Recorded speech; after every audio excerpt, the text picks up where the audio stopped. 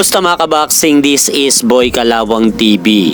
So muling magbabalik mga idol sa ibabaw ng lona itong ating Pinoy na kababayang boksingero na si former WBC Interim Bantamweight Champion Raymart the Assassin Gaballo, matapos ang dalawang matagumpay na laban nito nung nakaraang taon kontra sa dalawang kapwa Pinoy na boksingero nito na tinalo na sina Jenny Boy Boca at James Pagaling sa pamamagitan ng impresibong knockout victory.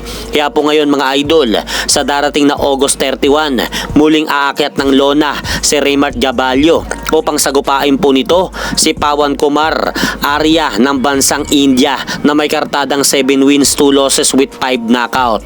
At ito nga pong magaganap na laban mga idol ni Raymart Gaballo kontra sa Indianong boksingero ay magsisilbing 10-round non-title bout sa bantamweight division. At ito nga pong laban ni Raymart Gaballo kay Pawan Kumar Arya ng India ay sila nga pong dalawa ang magsisilbing main attraction ng laban. Habang ang magiging main event naman po na laban ay itong laban naman po ng isa pa nating kababayang Pinoy na boksingero na si undefeated lightweight prospect Christian Pete Laurente kontra sa pambato ng Indonesia na si Hebi Marapu na may kartadang 19 wins, 2 losses, 1 draw with 14 knockout. At ito nga pong magaganap na laban ni Christian Pete Laurente kontra sa Indonesian boxer ay magsisilbi rin pong 10-round match sa timbang naman po ng lightweight division. Pero sa laban na ito ni Christian Pete Laurente mga idol kay Indonesian boxer Hebi Marapu ay may nakataya nga pong titulo dito na IBF Pan Pacific lightweight title.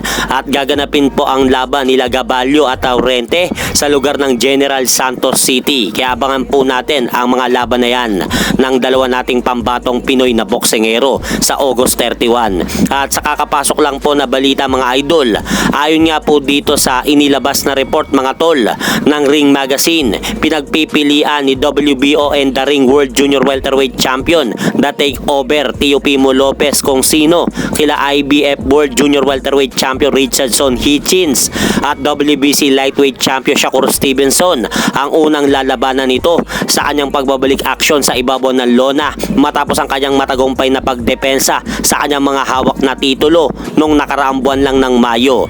At hanggang dito na lang po muna ang aking update sa mga ganapan sa mundo ng boxing. At syempre mga idol, huwag nyo rin pong kalimutan, pakisuportahan nyo naman po muna ang ating munting channel. Maraming salamat po.